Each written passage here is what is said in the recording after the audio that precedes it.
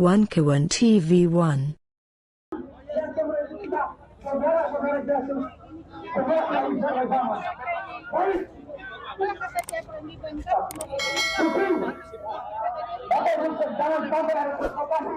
Ingat, kedatangan kita para kesempatan yang terbaik ini merupakan aksi. Assalamualaikum warahmatullahi wabarakatuh.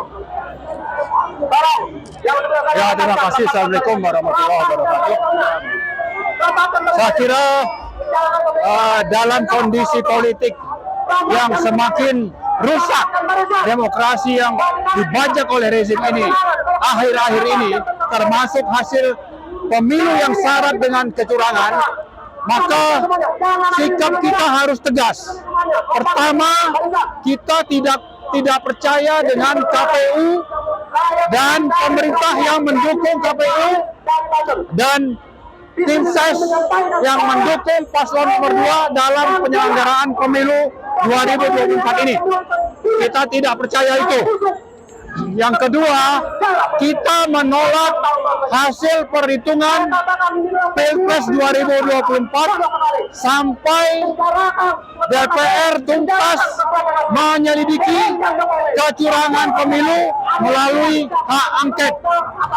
Jadi tidak ada hasil Pilpres tanpa ada yang namanya angket pemilu curang di DPR. Yang ketiga, kita ingatkan partai-partai pengusung 01 dan 03 untuk benar-benar serius mendengar aspirasi rakyat agar angket pemilu curang itu segera terlaksana. Untuk itu partai-partai yang berasal dari 01 dan 03 jangan sampai pernah masuk angin atau berkhianat kepada rakyat atau takut kepada tekanan rezim oligarki. Dan rakyat akan mengawal mereka agar hak angket pemilu curang itu benar-benar bisa terlaksana di parlemen. Yang keempat, kita ingatkan Prabowo Gibran tidak pernah merayakan kemenangan sampai yang namanya angket pemilu curang itu tuntas terlaksana dan menghasilkan sesuatu yang memang menjadi aspirasi rakyat. Yang kelima, petisi 100. Kami dari petisi 100 tetap konsisten menuntut agar pemakzulan Joko Widodo itu bisa terlaksana, karena memang sudah sangat nyata melanggar sekian ketentuan yang ada di dalam konstitusi Undang-Undang Dasar 1945.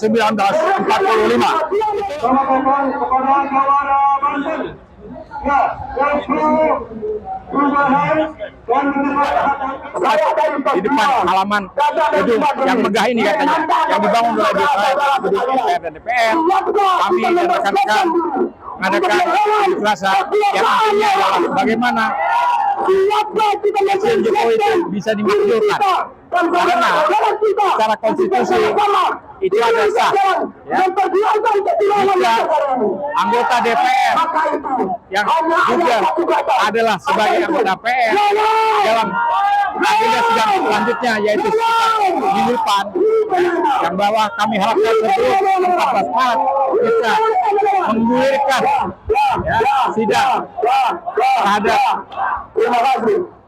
pemakzulan Jokowi. Ini sangat kita harapkan. Karena apa? Karena dari proses yang kita ikuti selama ini, ya, baik KPU maupun Bawaslu kita anggap kumpul, ya, sama sekali mereka sudah jelas-jelas melanggar hukum. KPU sudah bukan terindikasi lagi, sudah jelas-jelas 3 kali melanggar hukum, ya. Tapi Bawaslu dan DKPP tidak sama sekali, ya, menjatuhkan atau katakanlah memberikan hukuman kepada ketua KPU untuk diberhentikan. Tidak sama sekali, hanya diberikan basa-basi, ya, hanya basa-basi seolah-olah ada teguran keras. Bagaimana mungkin ada teguran kelas 1, kedua, dan ketiga? Dimanapun kita tidak pernah temukan itu teguran seperti itu. Yang ada adalah paling tidak teguran sampai kedua, teguran keras. Kemudian dia harus dipecat.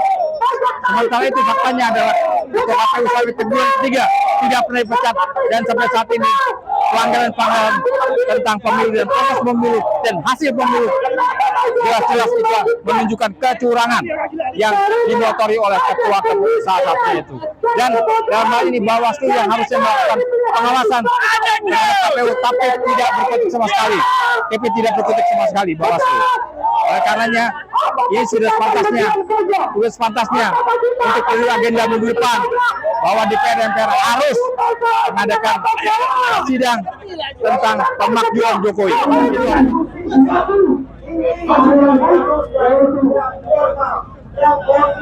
Saya bukan lagi relawan lagi sekarang.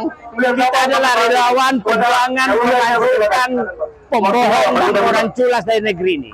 Jadi seluruh rakyat bersatu, jangan hanya Anies yang merasa dibohongi dan merasakan keculasan oleh rezim Jokowi. Saya harap bersatu untuk segera melengsarkan beliau, karena sumber dari segala masalah bangsa adalah gaya dan sifat kepemimpinan Jokowi yang saya selesaikan dasarnya adalah bohong, culas, tidak punya malu, dan merasa bebas berbuat apa saja di negeri ini.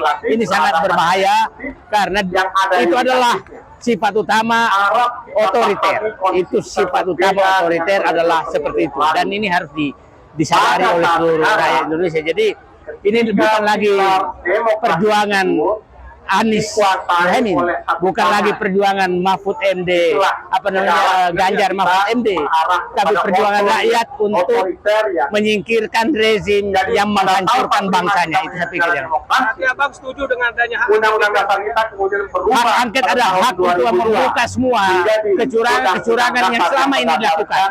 Jadi bukan hanya kecurangan pilpres saja, tapi saatnya membuka semua kecurangan rezim Jokowi, kebohongan yang dilakukan selama ini, supaya dibuka semua agar rakyat paham bahwa memang hampir 10 tahun ini kita semakin susah karena dipimpin oleh pemimpin yang betul-betul tidak cocok dengan untuk memimpin negeri ini. Karena ya saya katakan tadi, kita semua tertipu saat itu, kita banyak sekali orang tertipu atas kebohongan mobil SMK yang menjadi dasar seakan-akan orang ini orang baik, dan tiap hari dia melakukan kebohongan terus. Bang, kekhawatiran dari masyarakat ini, mereka agak ragu dengan anggota DPR yang akan melakukan angket ini. Menurut pendapat Abang, apa yang mereka lakukan agar mereka masyarakat tidak merasa ragu? Keraguan saya juga sama, tapi tidak lebih keraguan orang pada saat 98 dulu semua orang ragu bahwa DPR MPR tidak akan bisa menjatuhkan Pak Harto.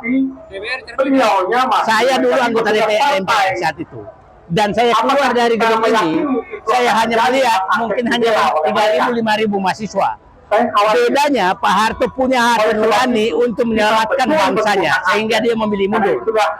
Saya nggak melihat Jokowi punya hati nurani untuk menyelamatkan bangsanya. Saya nggak melihat itu.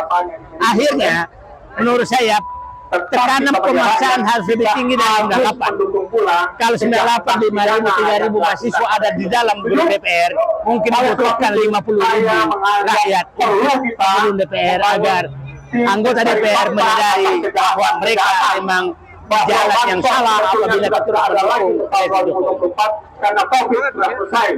Ya, saya melihat ya tidak ada yang lain kecuali kita pasrah saja, walaupun di hati saya sangat sedih bahwa rakyat sekarang anti beras, baru saja disogok oleh bansos politik, tapi sekarang antri beras demi kemiskinan. Tapi masalahnya rakyat kita sebagian adalah disogok oleh rezim, langsung ingin melanjutkan rezim tersebut. Ini ada dua agenda kita: menyadarkan rakyat dan mendesak pemimpin. Kita sejajarkan Anggota DPR ini tidak masalah. Apa yang perlu dilakukan oleh kawan-kawan yang parlemen dalam dan kecurangan KPU? Saya melihat sih tidak ada yang lain, karena ini mereka punya uang banyak sekali, dan mereka bisa membeli apa saja, termasuk anggota DPR. Dan problemnya anggota DPR juga membeli suara rakyat. Juga kecurigaan saya bahwa anggota DPR sekarang, keraguan saya lebih tinggi dari anggota DPR 98, karena 98 itu tidak menggunakan uang. Nah, dari sekarang saya berharap bahwa tekanan politik turun Jokowi sekarang.